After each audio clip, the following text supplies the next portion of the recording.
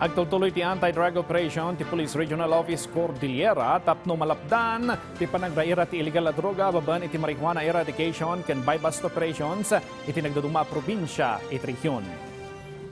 Idiay Kalinga dumanon iti 43.2 million pesos agatad dagiti mula marijuana ti dinadael ti PROCAR iti barangay Lakong Tinglayan. Nadiscovery dagitoy iti dua plantasyon ang nakaimulaan dagiti 156,000 fully grown marijuana nakaibilangan ti 100 grams ti dried marijuana leaves. Kabayatan na nakumpiskar tinasurok 3.4 million agatad ti illegal na droga ken naarestar ti maysa a drug personality iti nagsinang operasyon ti PROCAR Idiay Kalinga ken iti Baguio City.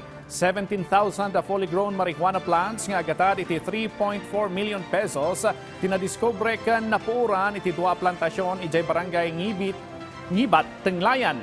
May samet 21 anyos alalaki nga street level individual tinarestar iti syudad ti Baguio baban iti buy-bust operation iti barangay Bakakeng Central kalpasan amata panagilako iti mapapati a shabu nga dagsen iti 0.2 grams nga agatad iti nasurok sa nga ribo kadagiti otoridad.